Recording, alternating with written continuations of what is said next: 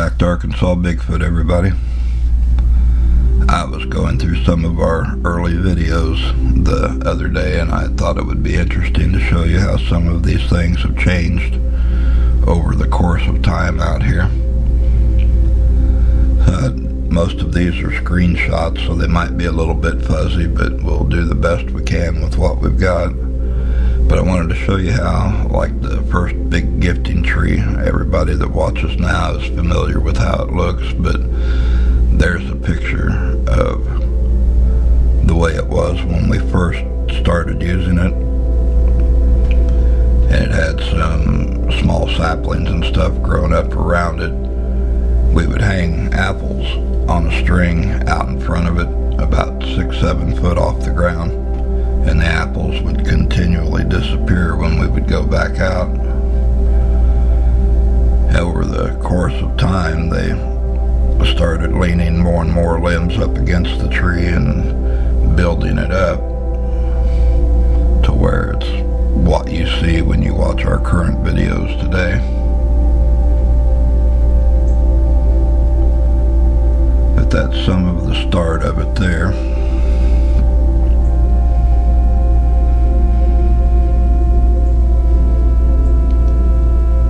One of the first things I remember ever getting from them as a gift, I would say, is the rock stack that was left inside the tree. And there's a piece of that broken string laying there that we had the apples hanging on, and they had left it inside the tree next to the rocks. And we gifted them with the sweetgrass braid to see if they would have any interest in that. And when we came back, they had eaten the center part of it out and left the two end pieces. But you can see how the tree is more developed up now. And this is the day that we brought the little sandbox out and fixed it up to put in there with the hopes that they would maybe, scribble with their fingers or make some kind of a design. And we got that a few times, but when we came back out one morning, you'll see in the picture that's coming up here, but we had a fantastic complete palm print and partial fingers, just a complete hand down in the wet sand of it. But those are some of the baubles and trinkets. But there's the image there, the palm print, and they had left two pieces of deer bone, and the drum. We've tried it out there. We've walked around the woods and lightly played the drum and played the 432 hertz music and tried other musical sounds out there, and that seemed to pique their interest. And that little turtle rattle is what I made from a turtle shell that they gifted us out there. I just thought that was kind of neat. And this is the day we walked around burning the pheromone incense. Seemed like a good idea for a minute until we thought about it a little bit more and thought we might get one of them all jazzed up on love potions. So Rachel ended up tying me to a tree and leaving peanut butter and a bag of peanuts on my back for bait. So I guess she was a little tired of my antics out there. I was going to bring some liquid smoke and barbecue sauce and had a pig silhouette that I was going to put it on and see if they would come out for that. So you gotta have fun with things sometimes, but that's me tied up to the tree. Bigfoot bait. Now, if you listen in the background of the videos, the crows are always giving us away. Every time we go down there, they start narking us out, telling the Sasquatch where we're at. So this is going to be my message for them the next time we go back down there. We'll see how they appreciate that. That is the backside of Junior's little hideout area, the narrow end of the pond. And there's the bigger end of it. One of the spots where I've cut some of the limbs and stuff out so you can fish. have found glyphs and structures and vine knots tied around all over the place. There's so many that I couldn't begin to even show them all. They're all over the woods. Anything from the large X's to what I call the Union Jack looking structures like that. A's, X's, asterisks, knots tied in little vine works, arches everywhere. The entire woods is loaded with arches. We even found that little A laying on the concrete on the back porch one afternoon. There's a little small arch next to the sitting area, another A.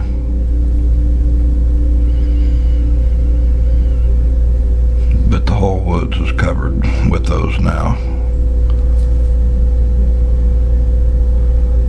And when we first started going out there, we found a few, but it is just absolutely covered now.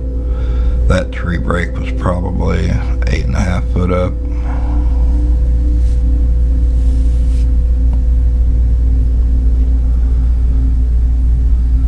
We could go on and on showing all the little glyphs and limb structures and whatnot. That could take up a day-long video in and by itself.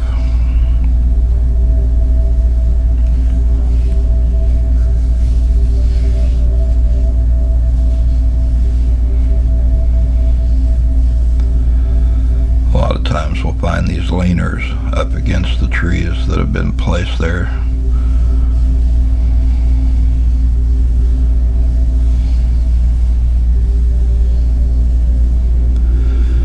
We've got some pretty good-sized grandfather trees out there as well.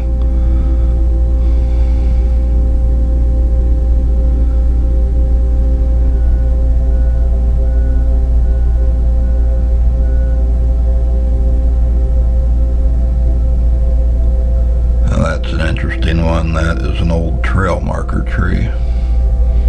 It was bent to grow that way from years and years ago. Well, that's one of my favorite glyphs there, the stone inside of the triangle.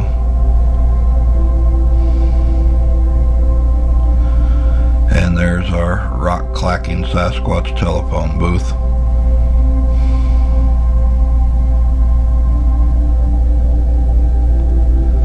That's one of the better casts that I poured after about 4 or 5 months into it. We find footprints and scuff marks nearly every time that we go out there.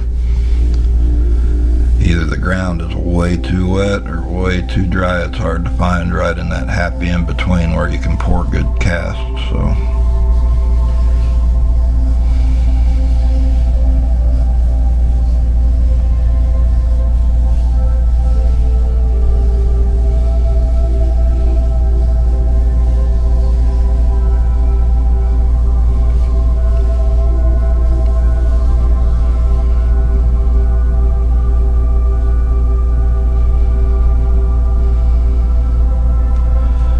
this is the back gifting tree. The first time we noticed some of the hair stuck on it, and it was from the big reddish brown or reddish blonde one, and a little bit of skin, a little bit of hair and under tuft off of the arm where they were reaching up getting the snacks out of the tree.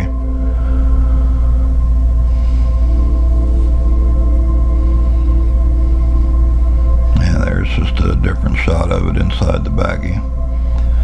And we had hung that box with the hair trap in it and put peanut butter and apples in it back by Junior's little hideout and got some of his darker black hair off of it.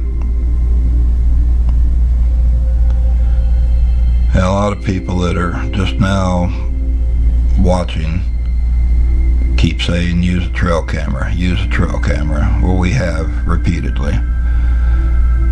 Back in the first several months of it, we hung them up all over the place out there in different locations. And if you're looking at Bigfoot like he is a bear or a deer, a turkey, a pig, well, you're way behind the curve. They are smarter than us. They will put piles of brush in front of the camera. We've had the camera knocked down on the ground before. Now there's one image the camera did pick up, and that ghostly apparition coming down the side of a tree. But we give up messing with the trail cameras. They don't work for us. We have better luck just talking to them and running the camcorder. Now this spot is the ground structure, the big ground nest in the back before it developed into what it is now. And that's the very beginnings of it.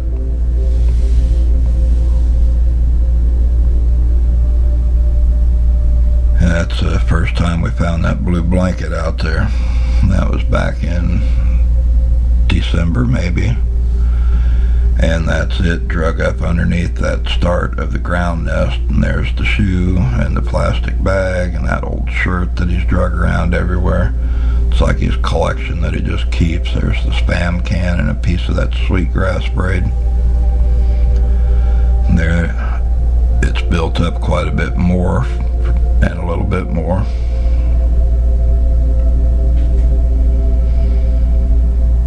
But now it just looks like an entire little dugout cave. This one is close to the back side of the house on the drainage. And we've got a few others scattered around through the woods. There's a great big one that's built up on a deadfall right there, where they've put limbs and everything over the top of it. Now I can almost stand up inside of that one. We had taken markers and paper out there, and we would draw a picture on them and leave them. And we found a few scribbles and scratches on the paper when we'd come back, but the markers were usually always gone. I think we went through half a dozen markers before we quit messing with the paper. And that's the circle Stoneglyph, that's back there by the ground nest and second gifting tree. And you see all the green leaves that are sprinkled in the center of it. A few days prior to that, we had found an area behind Skunk Island that had the same leaves sprinkled around in it, and then that stone structure was made. But these are just some random images that, you know, little peekers and tree faces and shadow figures and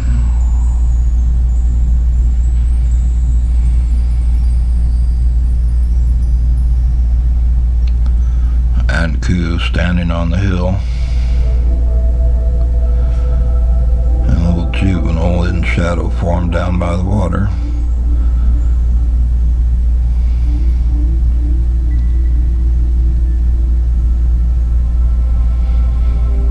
And all this is just a small percentage of all of the images and photos that we've captured. The vine doll and ball was a fantastic treat the day we discovered those, and we've got those in the curio cabinet. Interesting thing was that they had kind of a weird electronic smell to them. When I held the EMF meter, it spiked up. And that's the second gifting tree that looks like the Sasquatch in the IR camera.